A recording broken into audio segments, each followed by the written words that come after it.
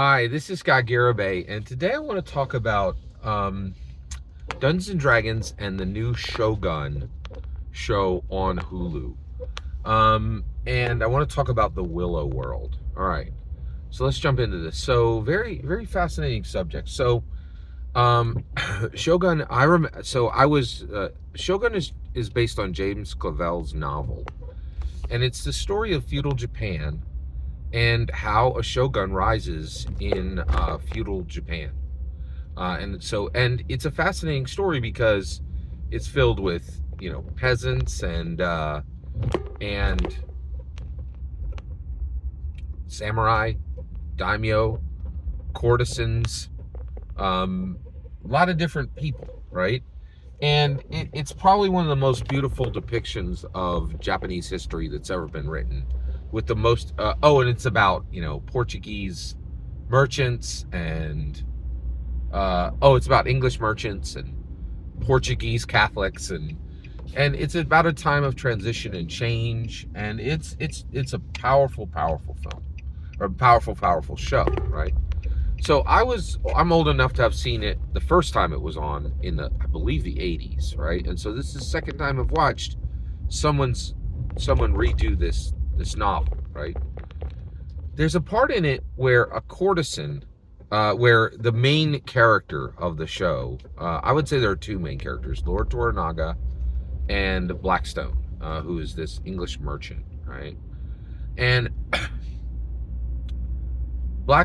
John Blackstone, the English merchant, is brought to, where is he brought? That's a good question, right? So he's brought to this building, right? And when he goes into the building, there's a lot of signs that this is a brothel, right? And so you're like, oh, a brothel, okay. And you're like, yeah, I don't know, that's a little, sus, right? And at this point, this courtesan comes in, and Mariko, who is another major character I would say a supporting character in the show. And Mariko says, listen, when you talk to this courtesan, when she pours the tea, you want to compliment how she pours the tea, because she spent years learning how to pour tea. And John Blackstone kind of rolls his eyes, like, pouring tea? Like, you can learn that in 5 minutes. I don't know why she had to spend years. And she's like, this is part of our culture, and this courtesan is a different type of courtesan, right? So then the courtesan comes in and she says, hey, okay, I know you think you're in a brothel, but really, because I'm here and we're here, Mariko's here, I'm here, you're here, right?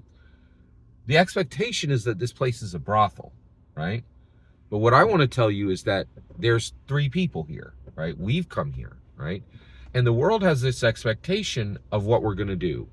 And the world's expectation is this, right? The world's expectation is that they come to a place to escape boredom and pain, right?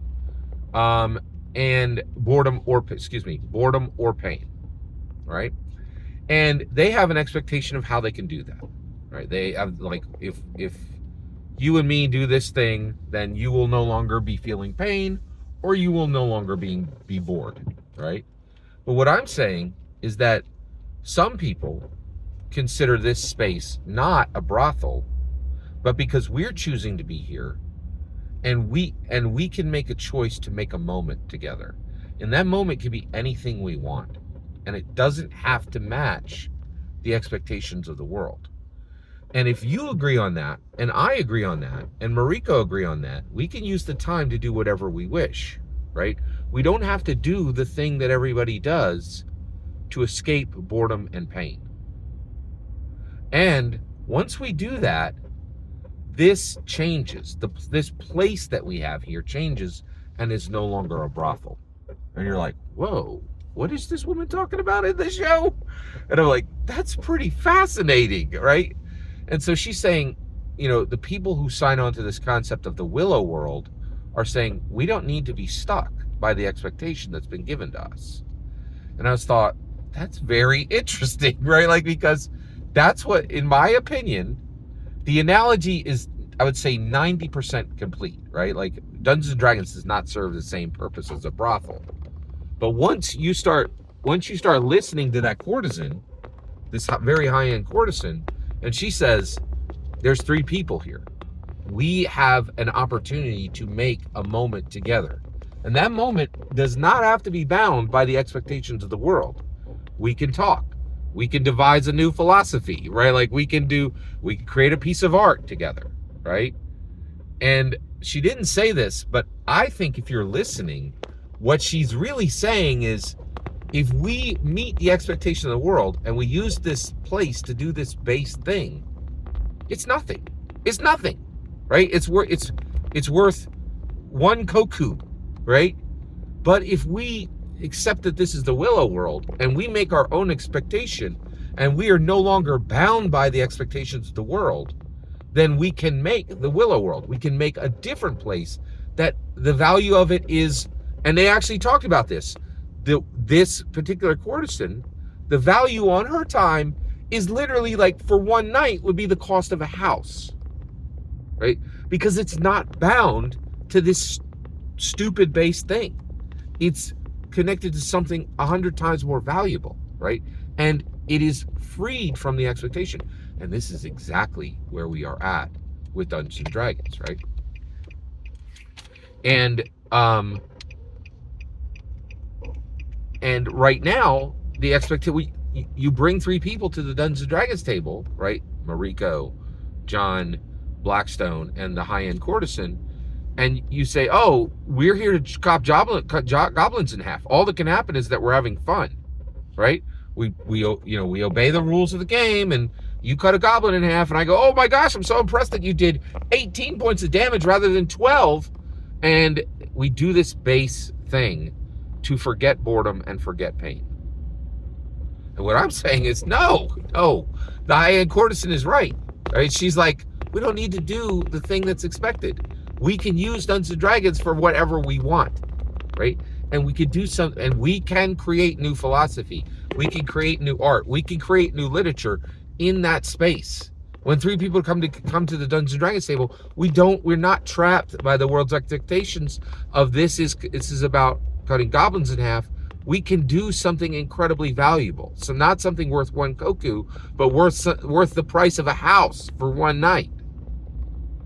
If we don't do the thing everybody expects, we don't have fun. Yes, you can come to the Dungeons and Dragons table and have fun. It's of no value. It's of the smallest increment of value. It's worth 1 koku, right?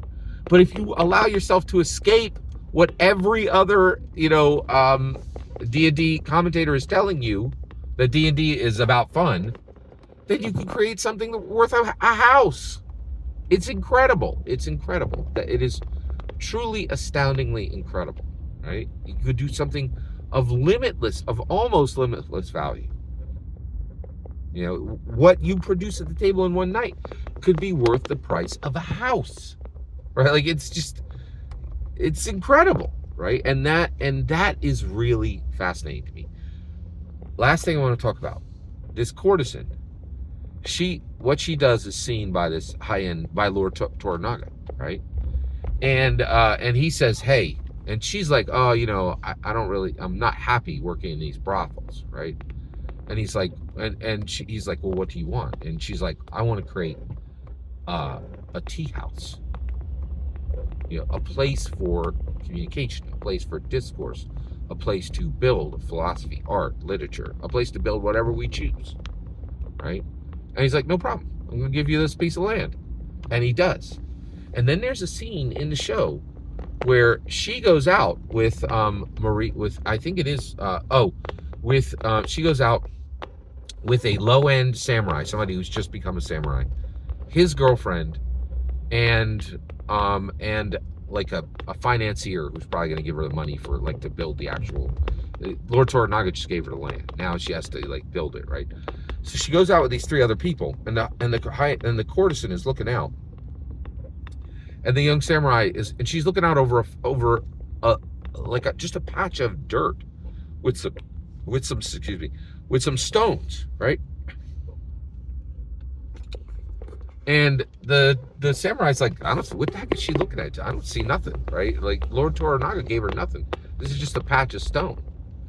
And this and the young samurai's girlfriend is like, she sees the tea house. She 100% sees the tea house, right? She sees the tea house in full, right? She sees this. She sees the tea house. She sees what's coming, and he's like, I can't see anything. And then she says, you have to look harder.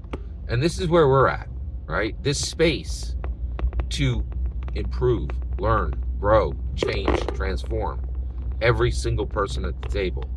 And that the narratives created at a Dungeons and Dragons table could change the world. I see it. I look at a patch of ground, and others are telling you what Scott Garibay sees is just a patch of dirt with some stones. And you're like, and I'm saying, I see the tea house, right? I can see this space where the idea that Dungeons and Dragons is used to cut goblins in half and fulfill beer and pretzel fun it's just you with a lack of vision. I'm not wrong. You just have to look harder. Exactly like they said in Shogun. Shogun is definitely worth your time. It is extremely difficult to watch. It was extremely difficult to get through because of the language. It's very hard to understand, and the subtitles are challenging, right? But if you have intellectual endurance, you can come out of Shogun having watched an incredible narrative, something unique and special. So Dungeons and Dragons no longer needs to be used for fun. And also, if you're out there, right, and you're cutting goblins in half, and you're like, oh, this is a good time for me and my friends to get together and have fun, you are using Dungeons and Dragons for the most base, the most ridiculous, the most low value thing that there is. It's not good. It should be moved past, right? And I desperately want us to move past it because I feel it is holding Dungeons and Dragons back, right? Every single word you just heard is my humble opinion. What's important is when I get to hear your humble opinion when you get in the comments and send your traffic. Please consider liking and subscribing, and have a fetch millennial.